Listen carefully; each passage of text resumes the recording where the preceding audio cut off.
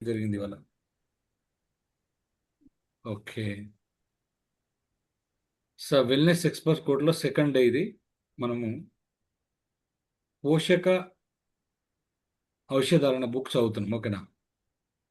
మార్చిలో ఆమె తీవ్రమైన ఊపిరితిత్తుల వ్యాధితో ఎంతో బాధపడింది. ఇప్పుడు మనం ఇంతకుముందు చెప్పుకున్నాం కదా, 1995 నుంచి చెప్పుకుంటున్నాం కదా.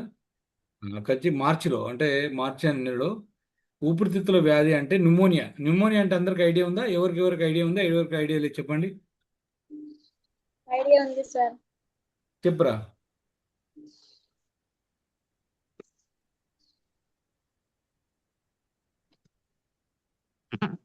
అంటే న్యూమోనియా అంటే ఏంటి? ఊపిరితిత్తులలో నీరు చేరడం, అంతే కదా. సార్. అంటే Yes, ఊపిరితిత్తు sir. అవును తడిగా సార్. ఉండడాన్ని న్యూమోనియా అంటాం. బాధపడింది. ఆమె ఊపిరితిత్తుల్లోని ఒక ఖండం అంటువ్యాధి వల్ల సార్ ఇది మూసుకుపోవడంతో అతి చిన్నపిల్లలకు ఆ, అంటే ఖండం అంటే ఏంటంటే మన బాడీలో ఆ, దీన్ని ఏమంటారు మనము, చెట్టు ఆ, మొలు కొమ్మలు వస్తుంటాయి కదా. ఈ కొమ్మలకు మళ్ళీ చిన్న చిన్న కొమ్మలు వస్తుంటాయి చూసారా. అట్లా ఒక ఖండం అనమాట, ఒక వైపు ఉన్న ఖండము అంటువ్యాధి వల్ల మూసుకుపోవడంతో అతి కష్టంగా ఊపిరి తీసుకునేది. అంటే అది కంప్లీట్గా మూసుకపోయింది ఈ న్యూమోనియా వల్ల. ఆమె ఊపిరితిత్తులను పరీక్షించిన డాక్టరు అది బహుశా బాగవదని, తీసివేయడానికి ఆ, సర్జరీ అవసరం అవుతుందని భయపడ్డాడు. డాక్టర్ ఏమన్నంటే ఇది బాగా కాదుగా, తీసివేయాలి అని చెప్తారు. మీకు డాక్టర్లు బయట కూడా ఇదే విషయం చెప్తారు. మీరు కడుపులో గడ్డ అయినా కానీ, లేకుంటే ఇంకేదైనా ప్రాబ్లం అయినా కానీ, ఫస్ట్ వాళ్ళకి గుర్తొచ్చేది ఏంటంటే రోగం తగ్గకపోతే ఆ పాటును తీసేయాలి. అంతేనా కదా. ఇది ఇది కామన్గా ఒక యాజ్ ఎ డాక్టర్గా నేను కూడా చెప్తున్నా. నేను చూసిన చాలా కేసులు ఇదే జరిగింది. మనతోటి కాందాన్ని తీసేయాలి అంతే. అంటే ఏముంది, ఎమర్జెన్సీ అయితే ఓకే, తీసేయాల్సిందే. కానీ ఎమర్జెన్సీ కానప్పుడు తీసేయడం అనవసరం. అట్లా పరీక్షించిన డాక్టర్ ఏమన్నంటే ఈ భాగం తీసేస్తే బాగుంటుందేమో అని చెప్పాడు. ప్లస్ ఈయన భయపడ్డాడు కూడా. మేము ఒక అంటువ్యాధి నిపుణుడితో సంప్రదించాము. అతను నరంలోకి సూది మందు ద్వారా యాంటీబయాటిక్స్ పీల్చే మందులతో ఆమెకు చికిత్స మొదలుపెట్టాడు. అంతే కదా, యాంటీబయాటిక్స్ నరంకి ఇస్తారు కదా కామన్గా. చికిత్స మొదలుపెట్టాడు. అదృష్టవశాత్తు ఏమైందంటే 2 వారాల్లోనే న్యూమోనియా తగ్గిపోయింది. 2 వారాల్లో ఏంది, వాటర్ మొత్తము ఎండిపోయింది. తను గాలి తీసుకోవడం మంచి మొదలుపెట్టింది. కానీ దగ్గు మాత్రం ఆమెను వదలలేదు. దగ్గు అస్సలే తగ్గలేదు. కొన్ని నెలల పాటు దానికోసం మందులు ఎక్కువ తీసుకోవాల్సి వచ్చింది. ఇప్పుడు డాక్టర్ దగ్గరికి పోయినప్పుడల్లా మందు రాస్తూనే ఉంటాడు కదా. కొన్ని నెలలు, మామూలు కాదు, కొన్ని నెలల పాటు ఎక్కువ తీసుకోవాల్సి వచ్చింది. ఓకేరా, పైకి జరుపురా.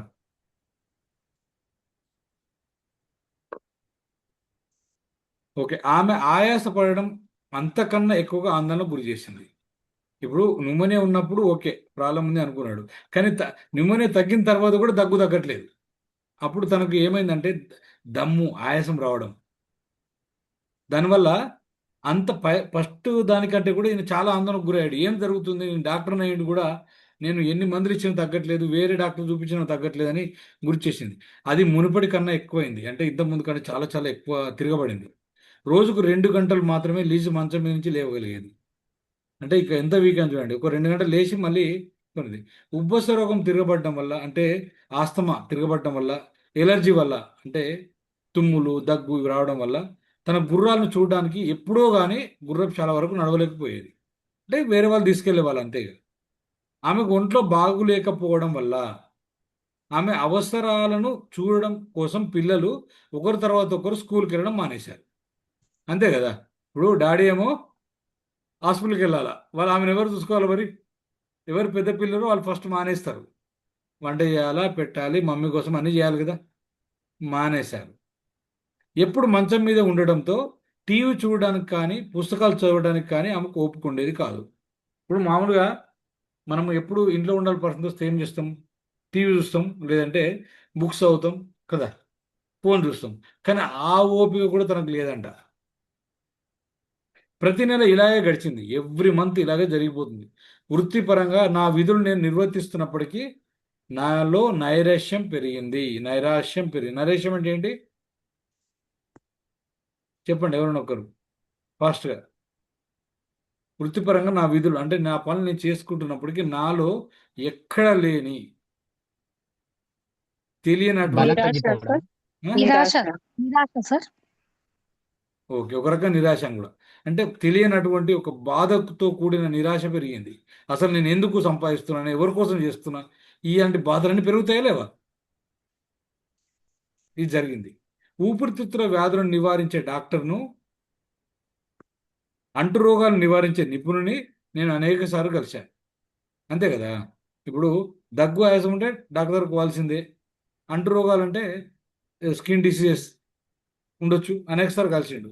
కానీ లిజ్ను బాగు చేసేందుకు వాళ్ళంతా తమకు వీలైన ప్రయత్నం చేస్తామని నాకు హామీ ఇచ్చారు. నేను అన్నీ ఇస్తున్న మల్లేష్ గారు అని చెప్పేవారు నాకు. కానీ ఎందుకు తను బాగా కాకపోలేదు అని చెప్పేవారు. అట్లాగే మన డాక్టర్ గారికి కూడా, లేడీ స్ట్రాంగ్ గారికి కూడా లిజుకు నేను అన్నీ ఇస్తున్నాము బాగా కావడానికే అని వాళ్ళు హామీ ఇస్తున్నారు. ఆమె ఎన్నాళ్ళలో కోలుకుంటుందని వాళ్ళని అడిగినప్పుడు 6 నుంచి 9 నెలలు పట్టవచ్చు, బహుశా కోలుకోకపోవచ్చు అని కూడా చెప్పారట. అంటే మా దగ్గర వైద్యం లేదు బాబు అని చెప్తున్నారు. అంతే సింపుల్, చేతులు ఎత్తేస్తున్నారు. ఊపిరితిత్తుల వ్యాధులను నివారించే డాక్టర్ను, అంటురోగాలను నివారించే నిపుణులు చాలాసార్లు కలిసిండు కదా. అదే సమయంలో మా కుటుంబ స్నేహితులు ఒక ఆమె అంటే కుటుంబ స్నేహితులలో ఒక ఆమె లిజుతో తన భర్తకు కూడా న్యూమోనియా వచ్చిందని, కోలుకుంటున్న సమయంలో ఎంతో అలసట చెందేవాడని అంది. ఇప్పుడు మనం కూడా చెప్తాం కదా పోయి బయటకు వెళ్ళి, నాకు ఇలా ఉండమ్మా, నాకు థైరాయిడ్ ఉండే, నాకు ఎబ్డామన్ పెయిన్ ఉండే, నాకు పీసీఓడి ఉండే అని చెప్పినప్పుడు మనం మామూలుగా మాట్లాడుకుంటాం కదా. ఆ టైంలో ఇట్లా ప్రాబ్లం ఉంటుండే, నాకు ఇలా ఉండే, నాకు బరువు పెరిగినా మందులు వాడే కొద్దీ ఇంకా ఇబ్బంది అయిందని చెప్తాం కదా. అతను అదనపు పోషకాలను తీసుకున్నాడు అంటే ఇప్పుడు మనం చెప్తాం కదా, నీకు ఇట్లా మా గురువు ఉన్నారు, మా కోచ్ ఉన్నారు, కొన్ని అదనపు పోషకాలు ఇచ్చారు మాకు, ఆ, కోల్పోయిన శక్తిని తిరిగి పొందడం అవి ఎంతో సహాయపడ్డాయి. అంటే ఏదైతే తను వీక్ అయ్యాడో దాన్ని మంచి చేసుకోవడానికి సహాయపడ్డాయి అని తను చెప్పడం జరిగింది. లిజుకి ఆమె స్నేహితురాలు విటమిన్ సప్లిమెంట్ల పట్ల నాకు వ్యతిరేక దృక్పథం ఉందన్న సంగతి తెలుసు.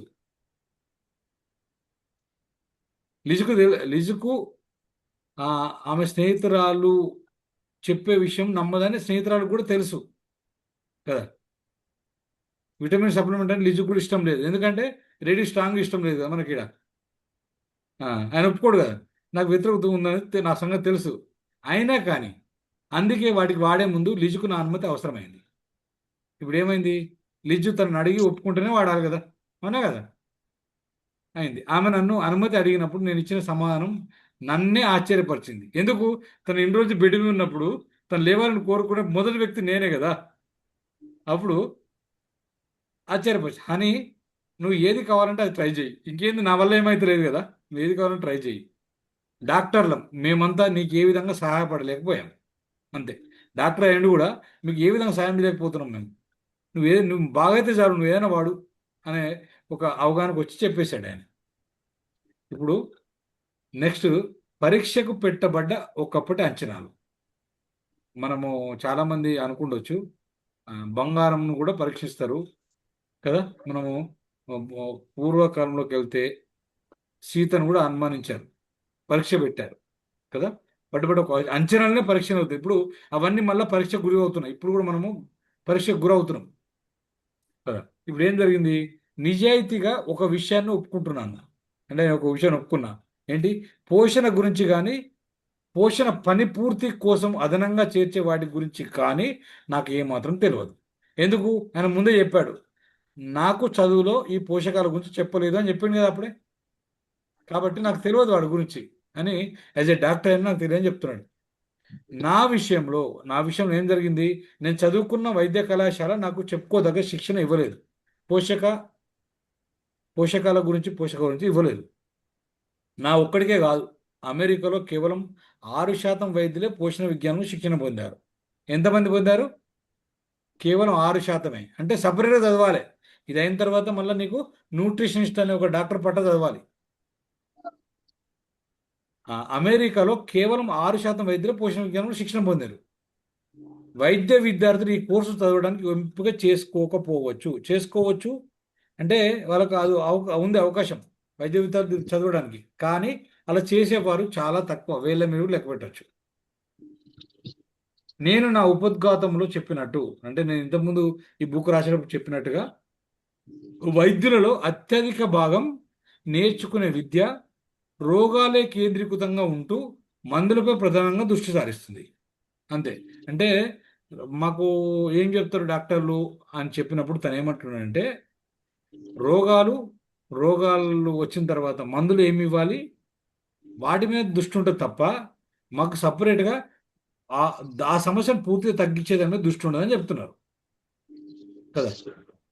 వాటిని ఎందుకు వాడాలో ఎలా వాడాలో నేర్చుకుంటాం. మీకు అది కామన్. ఇప్పుడు మీరు ఒక డాక్టర్ మీ ఒక సీట్లో కూర్చుంటే ఒక రిప్రజెంటేటివ్ వచ్చి ఏమంటాడంటే, సార్ ఇది డబల్ డోస్, ఒకసారి తీసుకోవడం చాలు. మామూలు ఇంతకుముందు 2 సార్లు తీసుకునే వాళ్ళు 3 సార్లు తీసుకొని చెప్తారు. ఇది ఒక్క డోస్ సరిపోతుంది పర్ డే అని చెప్తారు అనమాట.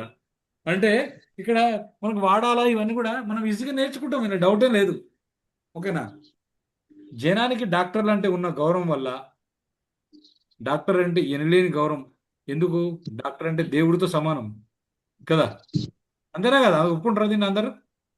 డాక్టర్ అంటే దేవుడితో సమానమే కదా. ఎందుకు? ప్రాణం పోస్తాడు అవసరం ఉన్నప్పుడు. మనం దండం పెట్టాలి డాక్టర్, నిజమే. ఆ, గౌరవం వల్ల పోషణ విటమిన్లతో పాటు ఆరోగ్యానికి సంబంధించిన విషయాల్లో మేము నిపుణులమని వారు భావిస్తారు. అంటే మందులతో పాటు వీటి కూడా మేము నిపుణులను భావిస్తారు, కానీ కాదు. నిజంగా అవునా? కాదు కదా. భావిస్తారు. న్యూట్రిషనల్ మెడిసిన్తో నాకున్న అనుభవం, నా ఆలోచనలో మార్పు తెచ్చి పెట్టక ముందు, అంటే ఇంతకుముందు నేను ఇవి చూడకముందు, నేను చదవకముందు ఏం జరిగేది, నా దగ్గరకు వచ్చే రోగులు విటమిన్లు తీసుకోవడం వల్ల ఆరోగ్యపరంగా లాభాలు ఉన్నట్లు నేను నమ్ముతానా అని తరచూ నన్ను అడిగేవారు. అప్పుడు నేను ఇచ్చిన సమాధానం ఏంటిదంటే, ఆయన ఏమంటారంటే, వారు అదనంగా తీసుకునే మందుల కైకండ్రా, ఓ, వారు అదనంగా తీసుకునే మందుల సీసాలను తెచ్చి నాకు చూపించేవారు. అంటే ఈ మందులతో పాటు సార్ నేను బలానికి ఈ వాడుతున్నా చూపించేవారు.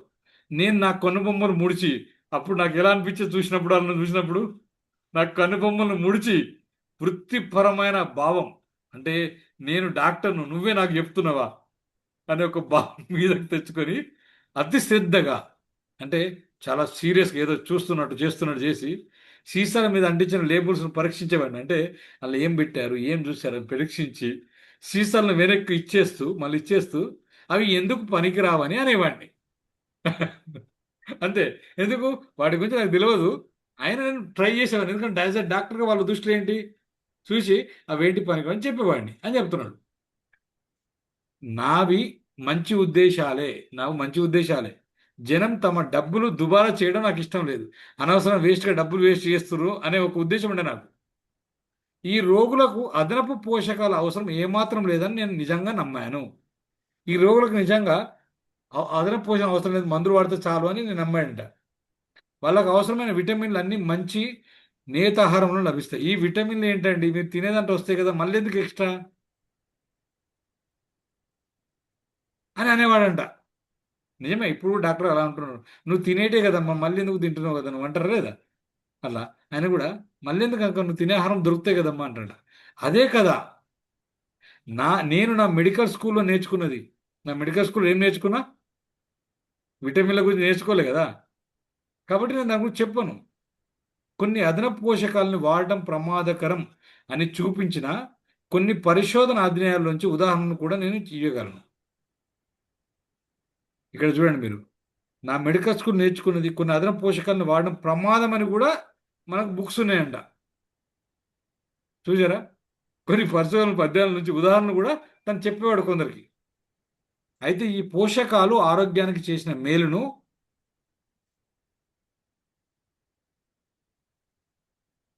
శాస్త్రీయంగా నిరూపించిన కొన్ని వందల అధ్యయనాల వైపు ఒక నిమిషం కూడా నేను కన్నెత్తి చూడలేదన్న విషయాన్ని మాత్రం నా రోలో కనలేదు. చెప్పాను కదా, నాకు ప్రోటీన్ పౌడర్ ఇచ్చినప్పుడు ఆ, పక్కన పెట్టాను. ఆ, ఇది బాగుంది బాబు వాడుకోండి అని చెప్తే ఇవన్నీ వేస్ట్ అని పక్కన పెట్టాను. అట్లాగే ఇక్కడ కూడా అదే చెప్తున్నారు. అంటే ఇవి నేను చూడనప్పుడు నాకు అన్ని కూడా ఇవన్నీ వేస్ట్ అనిపించినాయి అనమాట. కానీ నా రోగులతోటి నేను ఆ మాత్రం నేను చెప్పలేదు. కానీ జబ్బుతో బాధపడుతున్న నా భార్య విషయంలో నేనేం చేయాలి మరి? ఇప్పుడు నా ఇచ్చిన మందులు పనిచేయట్లే కదా, నేను ఏం చేయాలి మరి? ఇలాంటి సందర్భాల్లో క్లినిక్లో అయితే వృత్తిపరంగా ఏదో మాయా చేయగలమండి. అంటే క్లినిక్ పేషెంట్ అయితే ఎగరగొట్టేస్తాం మనం, అవునా కదా? ఏదో ఒకటి లేదమ్మా, ఇప్పుడు మంచి మందు రాస్తున్నా, స్ట్రాంగ్ మందు రాస్తున్నా, డోస్ రాస్తున్నా, నువ్వు వాడిరాపో, వారం రోజులు వాడిరా, బాగుంటుంది అని చెప్పాడు. నిన్న మా మా మమ్మీని ఒక డాక్టర్ దగ్గర, ఈఎన్టీ డాక్టర్ దగ్గరికి పోయింది. ఆయన 5 రోజులు మందు రాసిండు. తర్వాత ఏంది, తర్వాత ఏమైంది, తర్వాత జనరల్ ఫిజిషియన్ దగ్గరికి పోయింది. ఆయన 5 రోజులు మందు రాసిండు. మందు రాసి ఏమంటారు, అప్పుడు మందులు కరెక్ట్ రాసిండమ్మా, కానీ ఆయన నీకు పని చేయలేదు, ఇప్పుడు ఇంకా స్ట్రాంగ్ రాస్తున్నా అని చెప్పిండు. మరి న్యూరాలజిస్ట్ దగ్గరికి వెళ్తే ఆయన ఏమంటాడు, ఇప్పుడు అది muscle reduction sir, muscle reduction కావాలి, కాబట్టి నేను మజిల్ రిడక్షన్ రాస్తానని చెప్పి ఆయన రాశాడు. అంటే చూడండి, ఒక్కొక్కరు ఒక్కొక్క మార్చుకుంటూ వెళ్ళారు రారా. అక్కడ ఏం జరగరా, మళ్ళీ మా మమ్మీకి నొప్పి లేస్తారు మళ్ళీ. అంటే ఏం జరుగుతుంది చూడండి. నేనేం చేయాలి ఇలాంటి సందర్భంలో? క్లినిక్ అయితే ఇదో చెప్పి పంపించేస్తాం, వారం రోజులు 10 రోజులు పోయిరమ్మని చెప్పేసి. కానీ ఇక్కడ నా భార్య కదా, ఏం చెప్పగలను? ఎప్పుడు నువ్వు అవే ఇస్తున్నావు అంటది, నువ్వు ఏది ఇచ్చినా గదేమో జరుగుతుంది అంటది. అప్పుడు ఏం చేయాలా? ఇంట్లో తన భార్య, చెప్పురా పద్మావతి,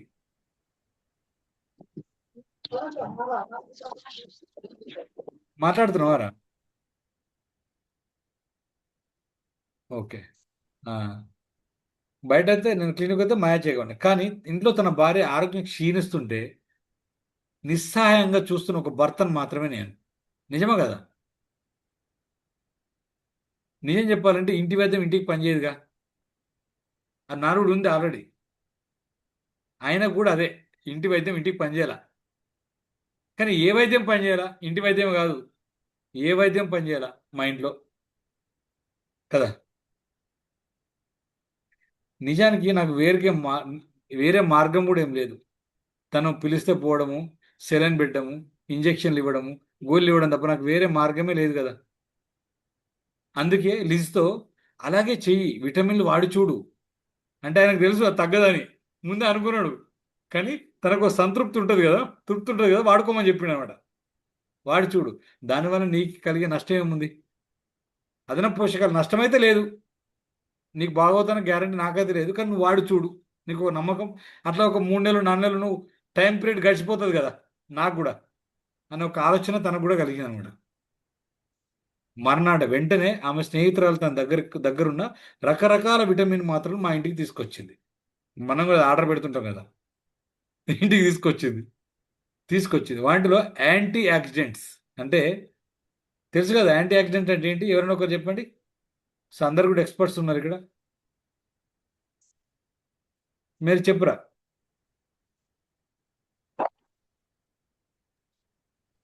అంటే అవి యాంటీబయాటిక్స్ లాంటివి సార్, అవి మన జీవక్రియ రక్షకాలు అంటారు. ఎస్, యాంటీ ఆక్సిడెంట్ అంటే 100% జీవక్రియ రక్షకాలు, అంటే ఆక్సీకరణ ఒత్తిడిని తగ్గించడానికి, రాకుండా ఉండడానికి ఉపయోగపడుతున్నాయి. ఓకే. శరీరాన్ని ఆక్సీకరణ వల్ల కలిగే దుష్పత్తుల నుంచి రక్షించడానికి ఉపయోగపడే విటమిన్ ఇ, విటమిన్ సి, ఇంకా బీటా కెరోటిన్ లాంటి పోషకాలు ఉన్నాయి.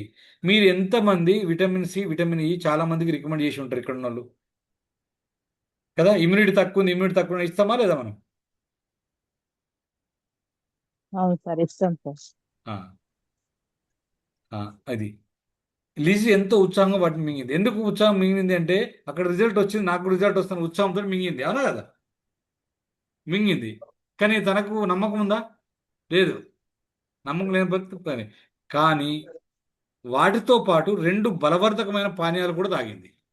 అంటే ఇక్కడ ఏం జరిగింది, వాటితో పాటుగా ఆ సప్లిమెంట్తో పాటు బలమంది పానీయాలు తాగింది. ఏంటి అవి? 3 రోజులు ఆమె ఆరోగ్యం మెరుగుపడడం చూసి నాకు ఎంతో ఆశ్చర్యం కలిగిస్తుంది. ఒకటి తన నమ్మకం, రెండోది తన ఫ్రెండ్ ఇచ్చింది, మూడోది వచ్చేసి నేను బాగా అయిపోతానే ఒక నమ్మకం, వాళ్ళు బాగయ్యారు కానీ దానివల్ల 3 రోజులు తనకు ఆరోగ్యం మెరుగైంది. ఆశ్చర్యం కలిగింది. నేను ఎంతో ఆనందించాను. నేను మనం కాకపోతే ఎవరు ఆనందిస్తారు చెప్పండి కదా. ఆనందించాడు బాగానే. కానీ పరిస్థితి నాకు అర్థం కాలే. ఎందుకు మందులు పనిచేయని నేను పరిస్థితులకు ఇవి పనిచేస్తున్నాయి ఏందని. రోజులు అలా గడుస్తుంటే లిజి ఇంకా శక్తి బలం పుంజుకుంది, అంటే ఇంకా బలంగా తయారైంది. రాత్రిలో చాలాసేపు మెలుకునేది. ఇంతకుముందు 8 గంటల లోపు పడుకునేది, ఇప్పుడు రాత్రిలో 10, 11 అయినా పడుకోవట్లేదు. అంతేనా? అలాగే 3 వారాలు క్రమం తప్పకుండా ఎన్నో మాత్రలు మింగాక, అంటే సప్లిమెంట్స్ మింగాక, వింతగా కనిపించే ఈ ఆ పానీయాలు తీసుకున్నాక లిజికి తన ఆరోగ్యం ఎంత కుదురపడిందని అనిపించిందంటే ఆమె ఇక స్టిరాయిడ్లు, నెబులైజర్లు తీసుకోవడం మానేసింది. అంటే ఆస్తమా గురించి అవి ప్లస్ మనము ఎలర్జీ గురించి స్టిరాయిడ్ తీసుకోవడం కూడా మానేసింది. 3 నెలలు గడిచిపోయాయి. లిజి క్రమంగా కోలుకోసాగింది, మెల్లమెల్ల కోలుకుంటుంది. ఆరోగ్యం కుదురపడడంతో ఆమె మళ్ళీ వెనక్కి తిరిగి చూడలేదు. చెప్పండి, ఆరోగ్యం బాగుంటే మళ్ళీ ఎందుకు చూస్తాం? చూడం కదా, చూడలేదు. గత కొన్ని సంవత్సరాల్లో లేనంత బలాన్ని ఆమె పుంజుకుంది. తన జీవిత దృక్పథం పట్ల ఆమెకు నూతన ఉత్సాహం ఏర్పడింది. అంటే ఇక నేను ఏదో చేస్తా, మళ్ళీ నేను పోయి గుర్రస్వారీ చేస్తా, ఆ? గుర్రాలను మెరుగుదిస్తా, శిక్షణ ఇస్తా అని ఒక ఆమె కనిపించింది. ఏమో తన గుర్రాలను శ్రద్ధగా చూసుకుంటూ వాటికి శిక్షణ ఇచ్చి ఇంటికి తిరిగి వచ్చాక ఆమె కళ్ళు మెరవడం గమనించాను. చూసారా? మళ్ళీ ఎరడం మొదలుపెట్టింది. ఇష్టమైన పని కదా, చాలా సంతోషపడిందట. గుర్రపు శాలలో ఆమె తన పని చేసుకుంది. అంతేకాదు, ఎండుగడ్డి, బూజు, దుమ్ము, ధూళి లాంటి వాటి వల్ల కలిగే ఎలర్జీలు తనను బాధ పెడితేమని భయపడడం కూడా మానేసింది. అర్థం చేసుకోండి, ఇంకా నన్ను ఏమి చేయదు, నా స్టీల్ బాడీ అనుకుంటుంది అనమాట అని మానేసింది. రాత్రి భోజనం అయ్యాక కుంటూ తన పక్క మీదకు వెళ్లే బదులు అర్ధరాత్రి 11-12 గంటల వరకు కూడా మేలుకోసాగిందంట. నిజమే. అప్పుడు 8కే ఏం పని చేయకుండా పడుకునేది. ఇప్పుడు అన్ని పనులు చేసి కూడా ఇంకా మేల్కుండా ఉండేది. ఇప్పుడు నా భార్య కన్నా ముందు పక్క మీదకి చేరేది నేనే. అంతే. ఏముంది? ఇప్పుడు ఏం జరిగింది? నేనే అలసిపోయి పడుకోవడం తప్ప తను అలసిపోవట్లేదు అని చెప్తున్నాడు. ఏం జరిగింది మరి? నాకు నోటంట మాట రావడం లేదు. అది ఆశ్చర్యమే కదా, నేచురల్. ఎందుకు? మన ఇంట్లో ఒక సమస్య నుంచి బయటపడుతుంటే ఎంత హ్యాపీగా ఉంటుంది, నేచురల్ అది. ఈ మార్పుకు ప్రత్యక్ష సాక్షి నేను అయి ఉండకపోతే, అంటే నేను చూసి ఉండకపోతే నేను దాన్ని అస్సలు నమ్మేవాడిని కాదు. నిజమే. యాజ్ ఏ డాక్టర్ అయి ఉండి పోషకాలను వ్యతిరేకించే వ్యక్తిని అయి ఉండి కూడా ఇది నిజంగా జరిగి ఉండదని నేను ఇక్కడికి కూడా నమ్మట్లేదు ఆయన. కానీ మా భార్య చూసిన తర్వాత నమ్మాను. అన్ని రకాల వైద్య విజ్ఞానము మందులు చేయలేకపోయిన దానిని, అంటే వైద్య విజ్ఞానం కానీ మందులు కానీ చేయలేకపోయిన దానిని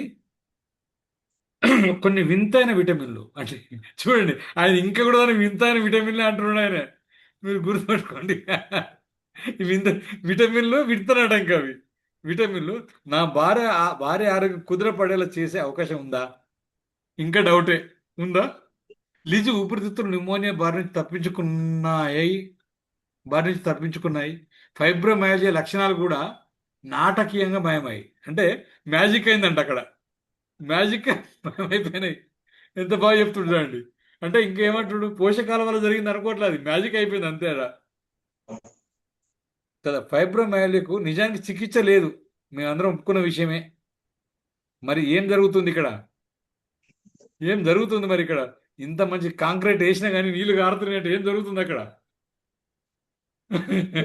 ఒక బిల్డింగ్ కు మంచి కాంక్రీట్ వేసాం, మంచి ఆల్ట్రాటెక్ సిమెంట్ వేసినాం, భారతీ సిమెంట్ వేసినాం, అయినా అక్కడ నీళ్లు కారుతుందంటే ఇక్కడ ఆ నీళ్లు కారకుండా ఒక మ్యాజిక్ జరిగింది. భగవంతుడు చేసే అర్థం కాని అద్భుతాలు ఇది ఒకటి. అంతే కదా. ముందే భగవంతుడు ఏం చెప్పాడు? మన బాడీయే మ్యాజిక్, అంతే. లేక అద్భుతాలు ఇదొకటా? లేక లీజా ఆరోగ్యం బాగుపడడానికి కారణం ఆ భయానకమైన న్యూట్రిషన్ సప్లిమెంట్ అయ్యే అవకాశం ఉందా? అది భయానకమైన న్యూట్రిషన్ సప్లిమెంట్స్, మీరు అర్థం చేసుకోండి. అంటే ఆయన ఉద్దేశంలో న్యూట్రిషన్ సప్లిమెంట్ అనేది భయపెట్టేటి మందులు కాదు. మందులకు రియాక్షన్స్ ఉంటాయి, న్యూట్రిషన్ సప్లిమెంట్ రియాక్షన్స్ ఉంటాయా? భయానకమైన ఏంటి? ఇప్పుడు అలా ఒక మంది వేసుకుంటే గ్యాస్ ట్రబుల్ వచ్చాయి బయట, ఒక మంది వేసుకుంటే దురద వచ్చాయి, ఒక మంది వేసుకుంటే ఎంటుకలు కూడా పట్టాయి. మనకు క్యాన్సర్ కోసం ఒక మంది వేసుకుంటే ఎంటుకలు మొత్తం ఊడిపోవట్టే. అవి భయానకమైనయా? ఇవి భయానకమైన. ఆయన ఎలా బాగా ఆడాడు చూడండి ఆ పదాన్ని. ఆ భయానకమైన న్యూట్రిషన్ సప్లిమెంట్ అంట. అవకాశం ఉందా? అంటే ఆయనకు ఇంకా నమ్మకం లేదు. కానీ వైద్య శాస్త్రంలో శిక్షణ పొందిన వ్యక్తిగా నాకు సహజంగా తోచింది చేశాను. నీకు ఏదైతే అనిపించిందో చేసి నేను ఆ చికిత్సకు సంబంధించిన పరీక్ష నేనే స్వయంగా చేయాలని నిర్ణయించుకున్నాడు. అప్పుడు ఏమనుకున్నానంటే ఆ చికిత్స జరిగిన నేను ఎందుకు జరిగిందో చూడాలనుకున్నా.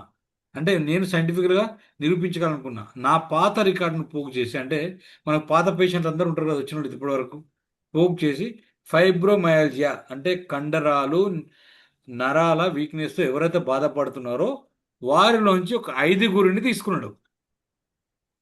వారికి ఫోన్ చేసి లేకుంటే ఎవరితో చాగనంపి ఇవన్నీ వాళ్ళ క్లినిక్ రమ్మన్నాడు.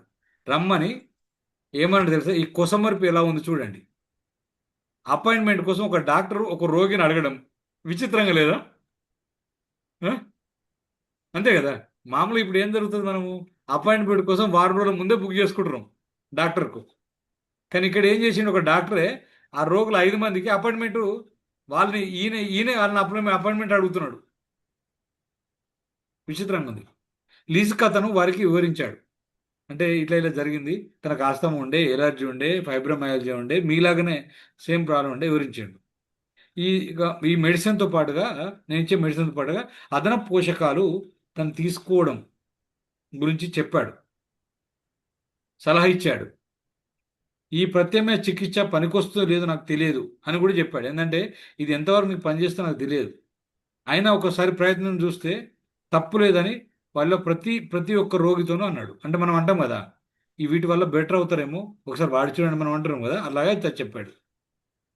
ఈ ఫైబ్రోమయాలజీ అంటే చెప్పాను కదా, కండరాలు నరాల వీక్నెస్ బాధితులు సామాన్యంగా చాలా నిస్పృహ ఉంటారు. నిస్పృహ అంటే ఏంటో చెప్పండి తెలుగులో అర్థం మీరు అందరు కూడా.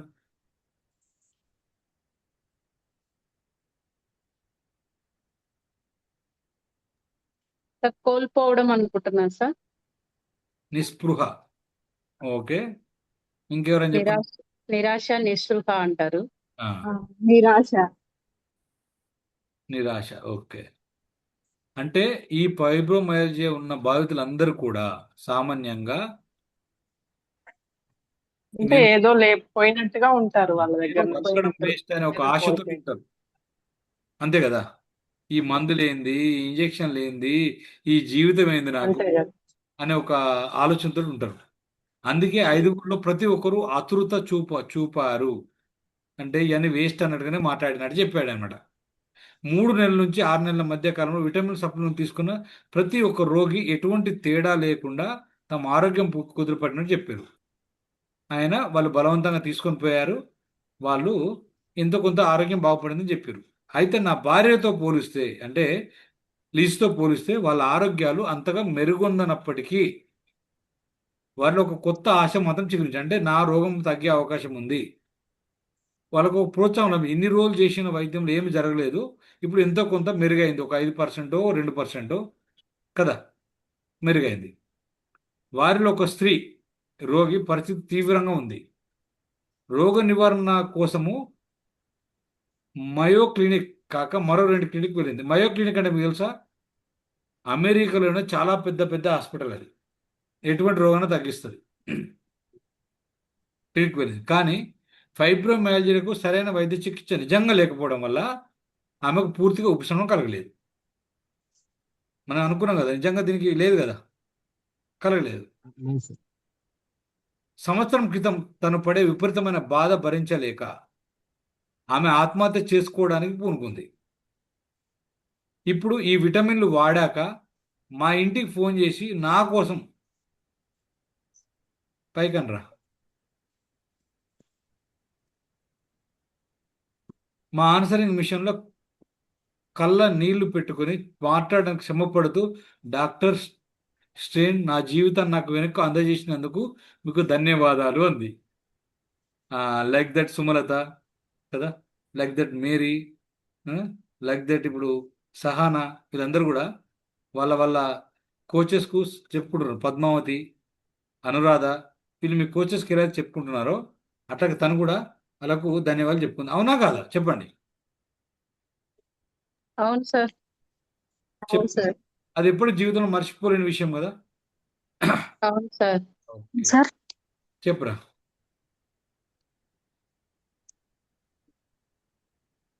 ప్రతి డాక్టర్ ఇలాంటి ప్రశంసలను వినడానికి ఇష్టపడతాడు. నిజమా కదా? కదా? మనం ఒక మీటింగ్లో విన్నాం కదా, మన పేర్లు కూడా పెట్టుకుంటున్నట్ట వాళ్ళు. నిజమే కదా? పాప పుడితే వాళ్ళ పేర్లు కూడా మన పేర్లు పెట్టుకుంటున్నట్టు అక్కడ. మన పేర్లు కలిసి అవును కట్టుగా సార్. పెట్టుకుంటున్నట్టు. విన్నావా? విన్నాం సార్. ఆ, ఇక్కడ అలాంటి ధన్యవాద కృతజ్ఞతలు జరుగుతున్నాయి. అయితే ఈ రోగుల విషయంలో ఏం జరుగుతుంది మరి? ఈ రోగుల విషయం ఏం జరుగుతుందంటే, 5గురు రోగులు నేను చేసిన ప్రాథమిక అధ్యయనము పోషక అనుబంధాల గురించి శాస్త్రీయ ధృవీకరణ చేయడానికి చాలదని నాకు తెలుసు. అంటే ఇది నిరూపించబడలేదు కదా, ఎవరు నమ్మరు కదా. కనుక ఈ విషయంలో మరింత లోతుగా నేను పరిశోధన చేయాలని అనుకున్నాడట డాక్టర్. ఇప్పుడు పరిశోధనలోకి వెళ్దాం.